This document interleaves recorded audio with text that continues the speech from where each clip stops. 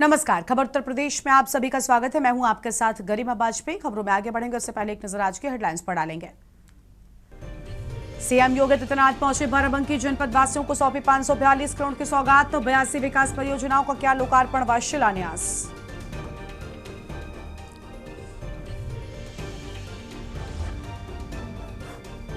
राम मंदिर चढ़ावा चोरी मामले में आज सुप्रीम कोर्ट में होगी सुनवाई। एसआईटी सौंप सकती है अंतिम रिपोर्ट। लखनऊ में भाजपा कार्यालय के निर्माण पर अखिलेश यादव ने उठाए सवाल। एलडीए से पूछा क्या नक्शा पास है।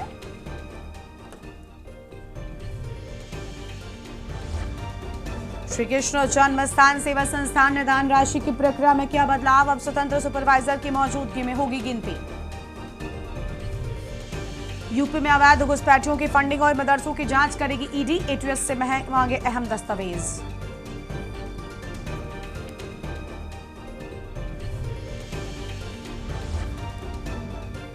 यूपी में मौसम मेहरबान। आज 33 जिलों में गरज चमक, वज्रपात और मूसलाधार बारिश का अलर्ट। आप देख रहे हैं के न्यूज, खबरों का सारथी। रुक करेंगे खबरों की ओर। खबर है लखनऊ से, जहां पर विश्व युवा कौशल दिवस के मौके पर मुख्यमंत्री योगी आदित्यनाथ ने प्रदेशवासियों के नाम एक पाती लिखकर कौशल विकास के महत्व को बताया है। मुख्यमंत्री ने कहा कि कौशल के माध्यम से ही विकसित उत्तर प्रदेश और $1 ट्रिलियन अर्थव्यवस्था के लक्ष्य को हासिल करने का मार्ग प्रशस्त होगा। उन्होंने कहा कर्म और कौशल भारतीय सनातन संस्कृति की पहचान रहे हैं।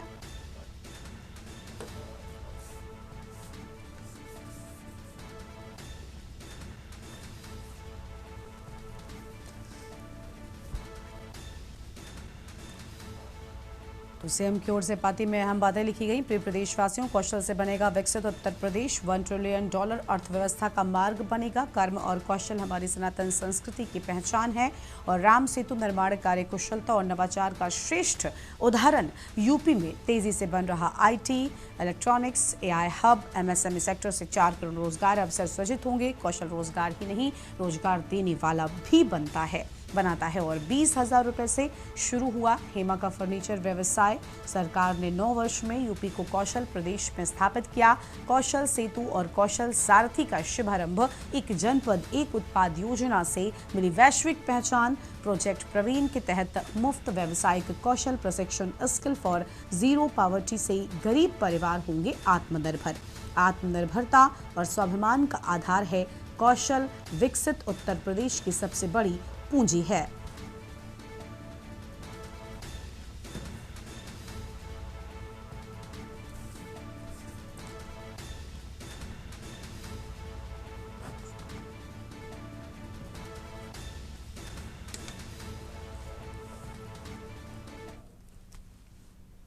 कानपुर देहात में भीषण सड़क हादसा। डेरापुर क्षेत्र में सीएनजी कार बनी आग का गोला। डिवाइडर से टकराने के बाद कार में लगी भीषण आग। हादसे में 2 युवकों की जिंदा जलकर मौत हुई। मृतकों की पहचान ओम शुक्ला, गुरप्रीत सिंह के रूप में हुई। डेरापुर पुलिस और सीओ मौके पर पहुंचे। दोनों शव पोस्टमार्टम के लिए भेजे गए हैं।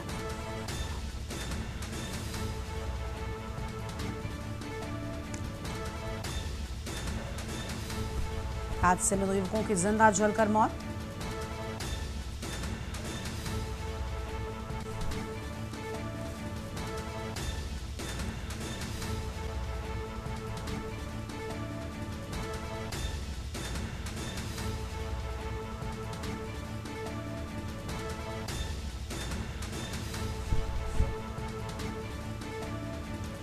दोनों शव पोस्टमार्टम के लिए भेजे गए। और इसी खबर पर बातचीत के लिए हमारे साथ हमारे संवाददाता अरमान मलिक जुड़ चुके हैं। अरमान, कानपुर देहात में बेहद भीषण सड़क हादसा होने की बात सामने आई है, पूरी जानकारी क्या है आपके पास में?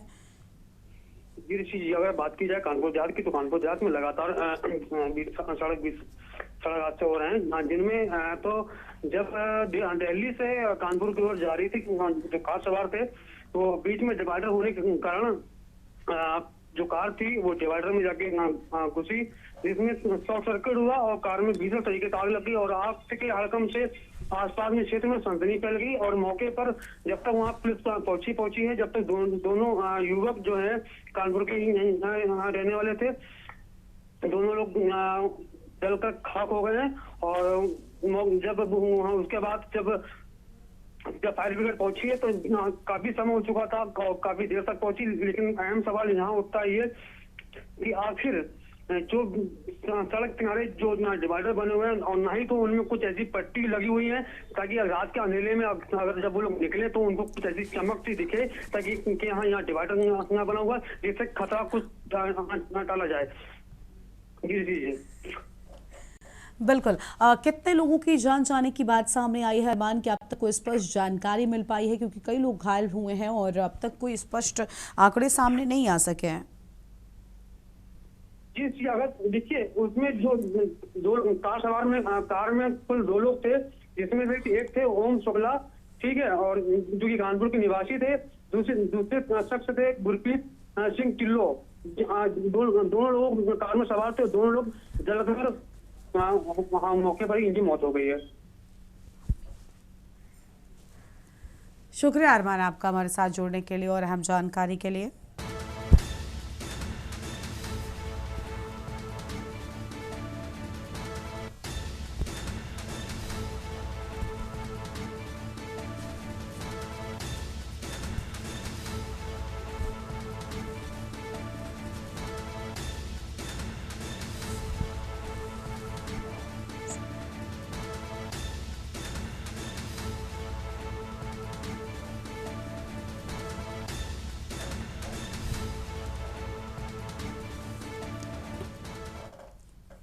अगली खबर लखनऊ से है, जहां पर उत्तर प्रदेश कारागार विभाग को नई डिप्टी जेलर, जेल अधीक्षक और जेल वार्डन मिल गए हैं।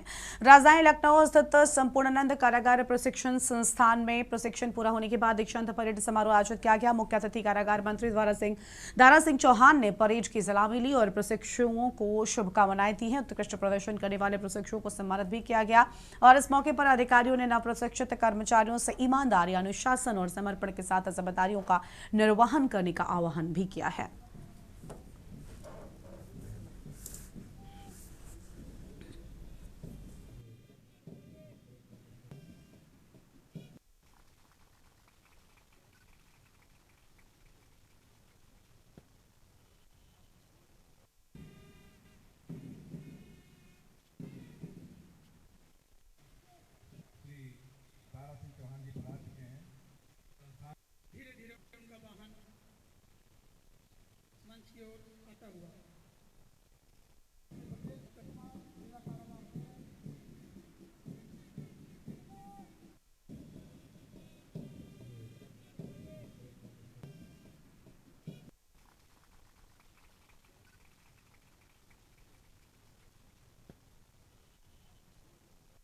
देखिए,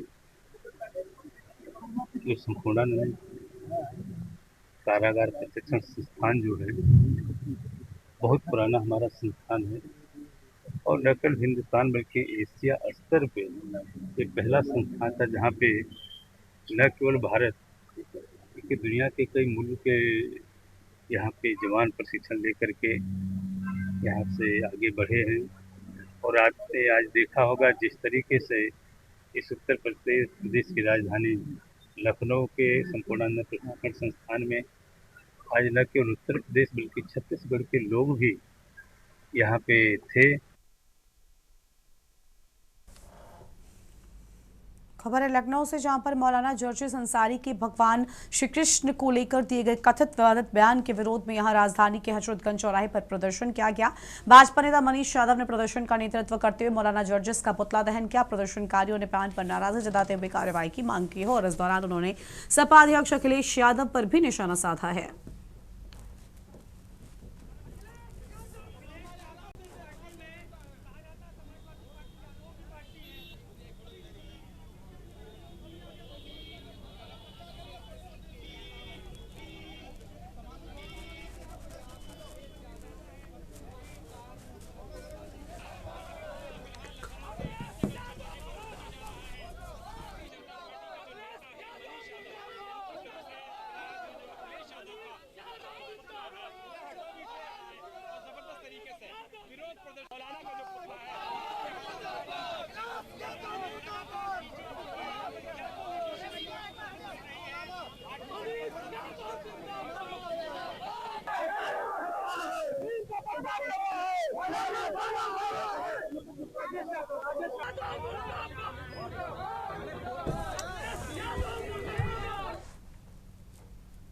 मेरठ से खबर है, कांवड़ यात्रा की तैयारियों को लेकर बड़ी बैठक। प्रमुख सचिव और डीजीपी होंगे बैठक में शामिल। बैठक में 4 राज्यों के अधिकारी भी शामिल होंगे। दिल्ली, हरियाणा, उत्तराखंड के बड़ा अधिकारी करेंगे मंथन। मेरठ के कमिश्नरी सभागार में होगी बैठक। प्रमुख सचिव एसपी गोयल, डीजीपी करेंगे जलाभिषेक। राज्य के वायुयान से मेरठ पहुंचेंगे दोनों ही अधिकारी। बड़ी जानकारी आपको हम बता रहे हैं।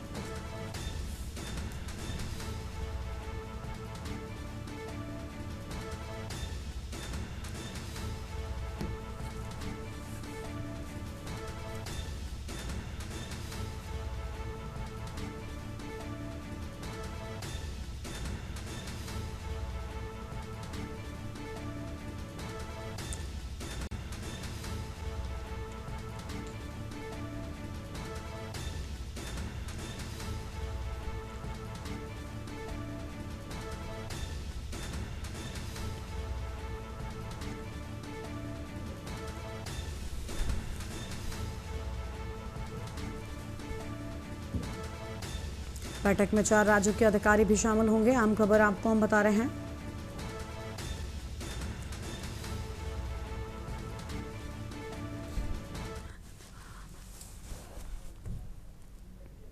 बरेली में सीएनजी सिलेंडर से भरा कैंटर पलटा। बारादरी थाना क्षेत्र के संजय नगर में हुआ हादसा। महर्षि कश्यप चौक के पास सड़क पर पलटा वाहन। गैस उतारकर लौटते समय फिसला कैंटर का पहिया। मौके पर पहुंची पुलिस और फायर ब्रिगेड की टीम। एहतियातन बिजली आपूर्ति कराई गई बंद। 200 मीटर क्षेत्र में बैरिकेडिंग, आवाजाही रोकी गई। ऐसे में किसी के हताहत होने की सूचना नहीं। बड़ी जानकारी आपको हम बता रहे हैं।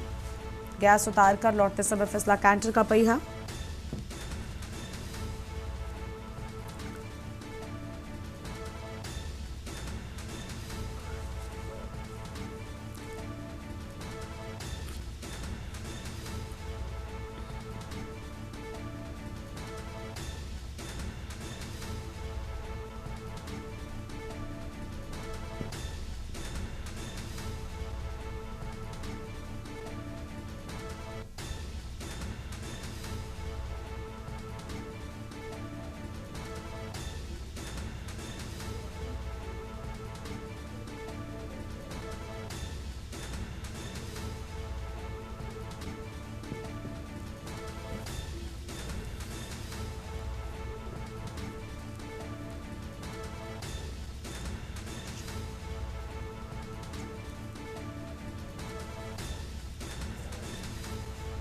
एहतियातन बिजली आपूर्ति बंद कराई गई। बड़ी जानकारी आपको हम बता रहे हैं।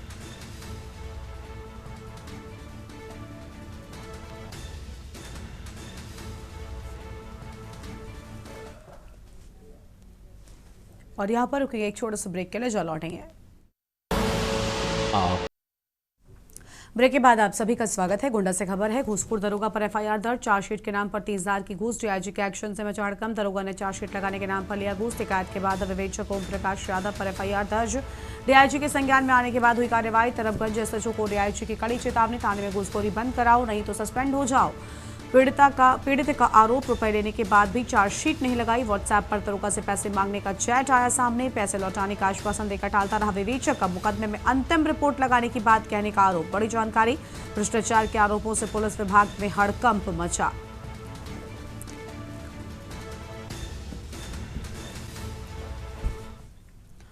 ललितपुर से खबर, बेजुबान के साथ किया अमानुषिक व्यवहार। युवक ने लाठी से बेजुबान जानवर को बड़ी बेरहमी से पीटा। पशु की मौत न हो जाने तक लगातार पीटता रहा युवक। अमानवीयता का सोशल मीडिया पर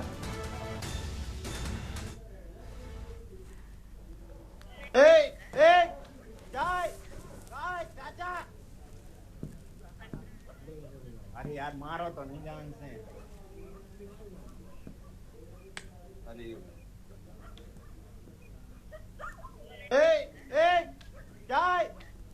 चाचा, अरे यार मारो तो नहीं जान से।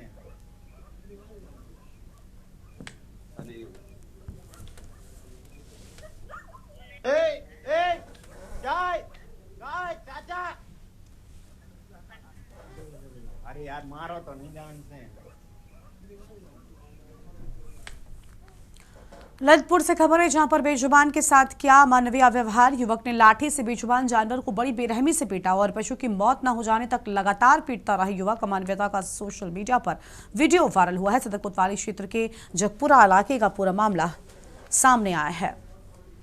अगली खबर सिद्धार्थनगर से, जहां पर यूपी विधानसभा के नेता प्रतिपक्ष माता प्रसाद पांडे ने अपने आवास पर पत्रकार वार्ता में केंद्रीय गृह मंत्री अमित शाह के द्वारा राज्यसभा में पेश किए जाने वाले वंदे मातरम बिल पर प्रतिक्रिया दी है। उन्होंने कहा, वंदे मातरम को संविधान सभा ने राष्ट्रीय गीत के रूप में स्वीकृति दी थी, लेकिन अब तक इसे अनिवार्य नहीं बनाया गया था। उन्होंने कहा, वंदे मातरम पहले से ही राष्ट्रीय गीत के रूप में स्वीकार किया जा चुका है।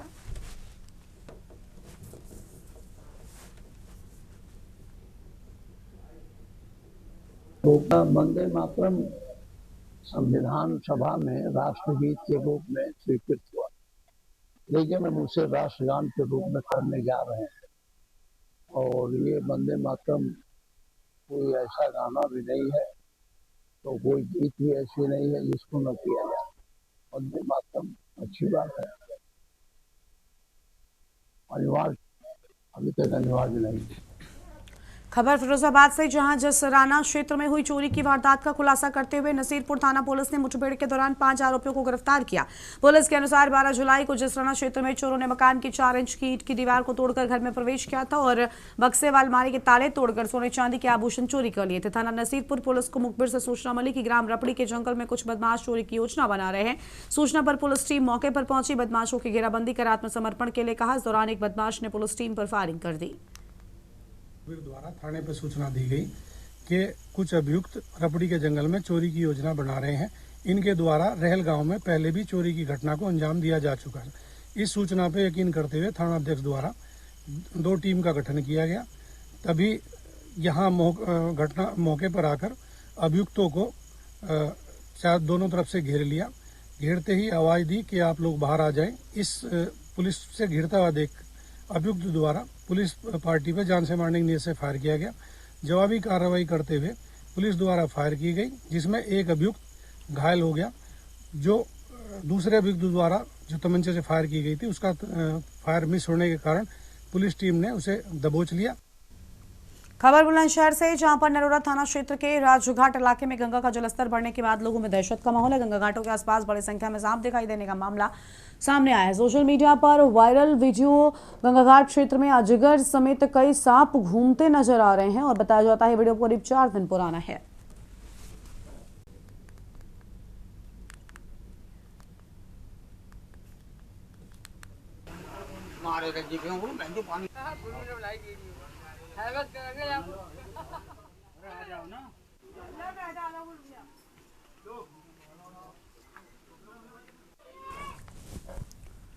खबर है मिर्जापुर से, जहां पर समाजवादी पार्टी के वरिष्ठ नेता शिवपाल यादव आज 2 दिवसीय दौरे पर यहां पहुंचे और वो मां निवासिनी के दर्शन पूजन के बाद सक्तेशगढ़ स्थित परमहंस आश्रम में स्वामी अड़गड़ानंद का आशीर्वाद भी लेने जाएंगे। इस दौरान शिवपाल यादव सपा नेताओं के साथ बैठक कर विधानसभा चुनाव की तैयारियों की समीक्षा करेंगे।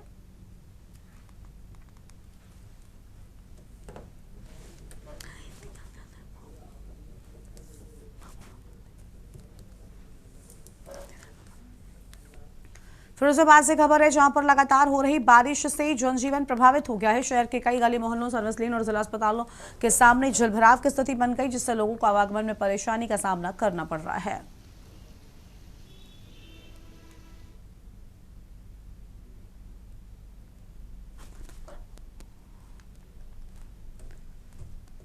हमीरपुर से खबर है, जहां राट कोतवाली क्षेत्र के दीवानपुरा निवासी नीट की छात्रा श्रुति साहू ने कथित तौर पर जहरीला पदार्थ खा लिया और गंभीर हालत में उन्हें इलाज के लिए उरई मेडिकल कॉलेज ले जाया गया, जहां उपचार के दौरान उनकी मौत हो गई। परिजनों के अनुसार वो नीट परीक्षा के परिणाम में कम अंक आने के बाद मानसिक तनाव में थी। छात्रा कई सालों से कानपुर में रहकर नीट की तैयारी कर रही थी। पुलिस ने पोस्टमार्टम कराकर मामले की जांच शुरू कर दी है।